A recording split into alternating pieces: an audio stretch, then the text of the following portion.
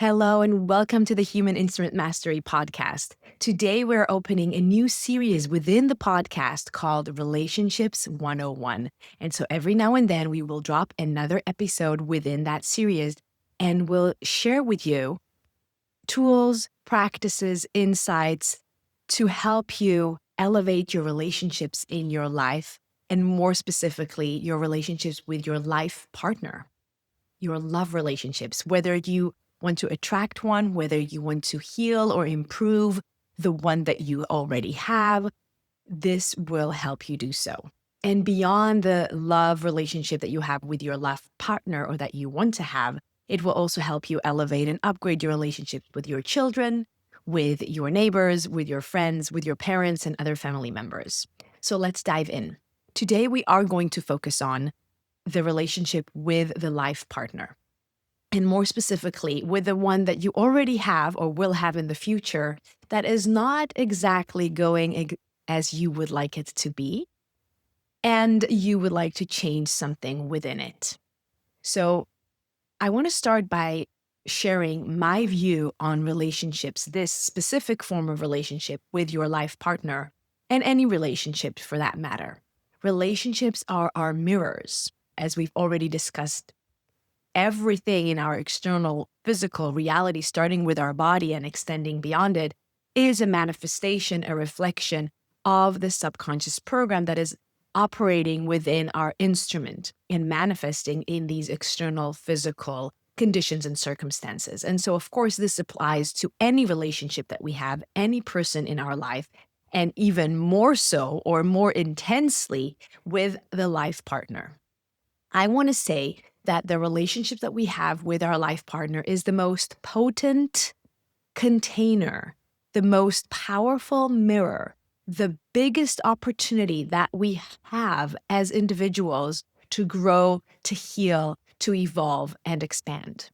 If we want to change anything in our life experience, we have to change something within ourselves because, again, everything in our life experience is a reflection of something within ourselves. So in order to change something external, something internal must shift. And this, of course, again, applies to our relationships. So even if we feel like our partner is really annoying, is really wrong, really needs to make a bigger effort or change something in their behavior or communication or whatever it may be, that all may be true.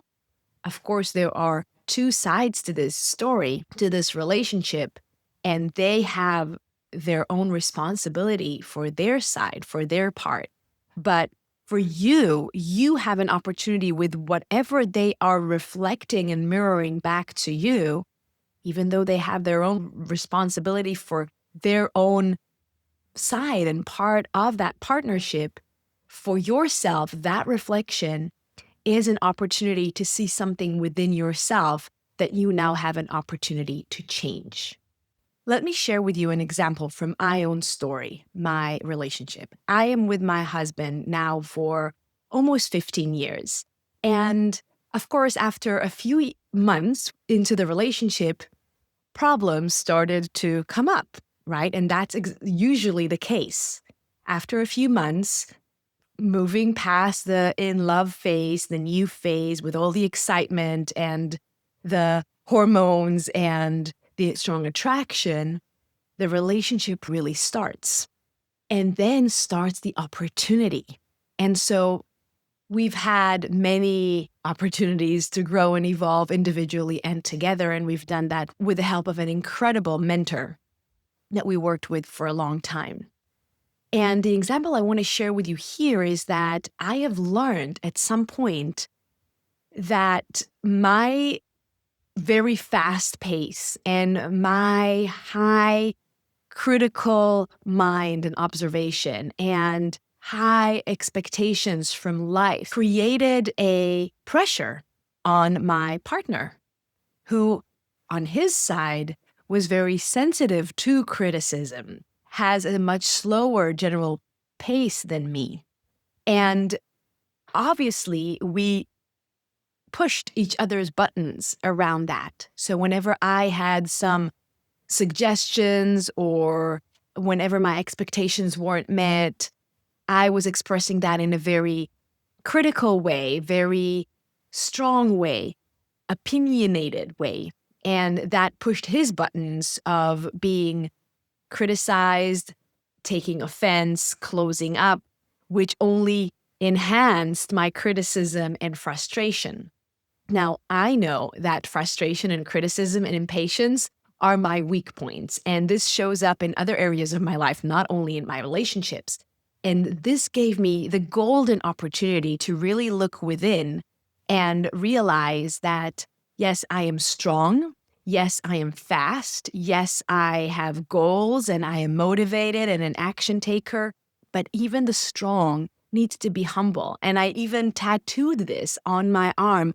I found an African symbol that actually represents even the strong needs to be humble. And this was one of the greatest lessons that I have learned through the relationship. And I wouldn't have been able to learn that. And of course, this learning served me later on in other cycles in life where this pattern within me, within my own programming, showed up and limited me from breaking through within my business, in other relationships, with my team, with my leadership, and much more. And so this great lesson came through the relationship itself as the container that it is for learning, for healing, and for self-evolution and mastery. I want to talk about unconditional love. We want to be unconditionally loved.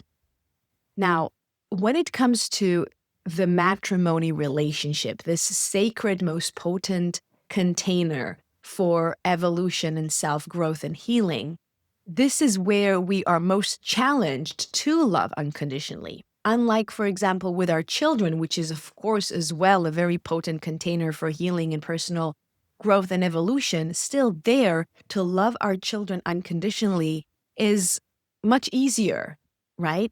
We do love them unconditionally. We don't always act like that, but it is much easier for us to come back to that feeling and to that alignment and express it very quickly. We love them unconditionally for the most part.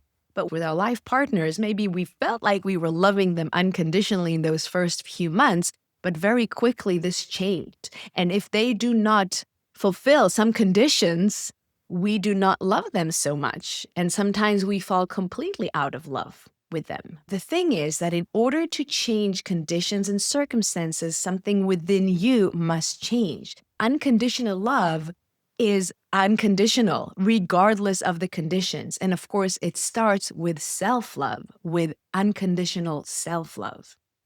And for me, self-love is my devotion to self-mastery. I can only love myself unconditionally when I am greater than the condition and circumstances in my life, my body, my relationships, my money, my success, my business, my career, my lifestyle. If I am in love with myself, with life, unconditionally, regardless of what those conditions and circumstances are, then and only then can I change those conditions, because I am changing something within myself, not because I do not love myself as I am, but because I love myself so unconditionally that I am willing to devote myself to this greatest skill of self-mastery.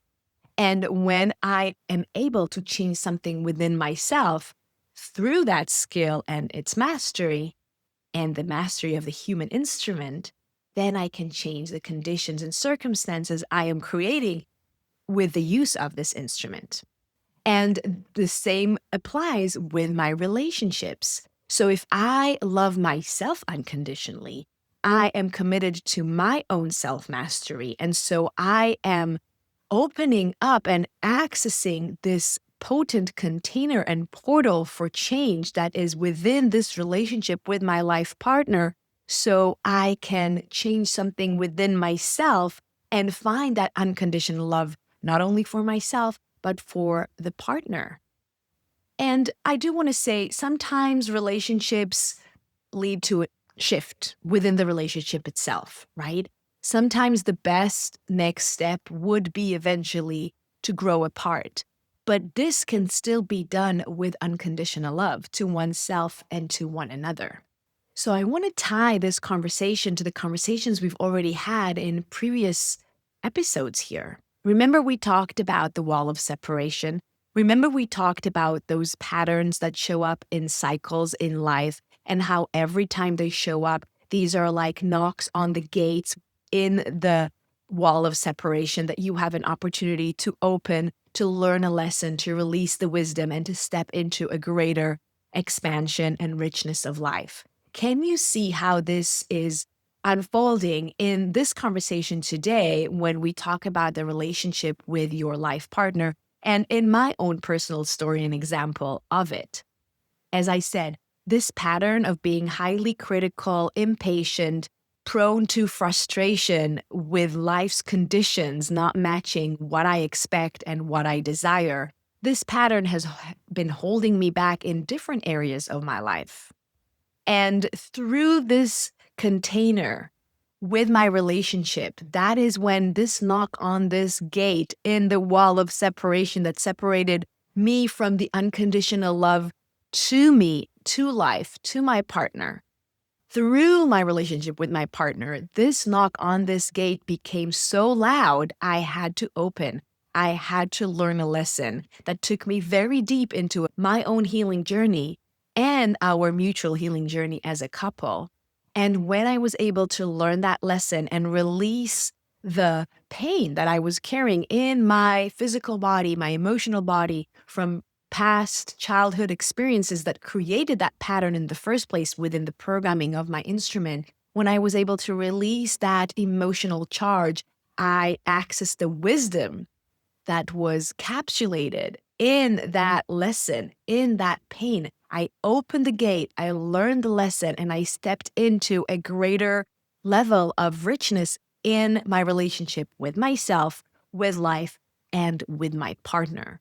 So, again, our relationships with our partners, with our life partners, as any relationship, hold great opportunity for us to open those gates, learn those lessons, and enrich our relationships and our life in general.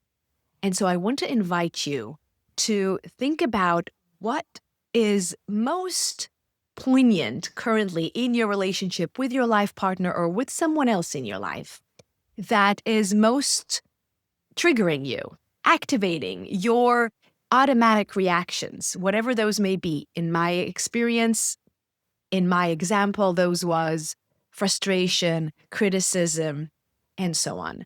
Look within yourself. What are most triggering for you? What is activating your automatic reactions and patterns in a relationship in your life? And see what can you access through this experience? What lesson is there for you to learn? And then you can start shifting that. If you want some personal support, please DM me the word connect, and I will connect you with one of the coaches on my team that will help you go deeper into that process for free. Thank you so much for listening, and I'll see you in the next episode.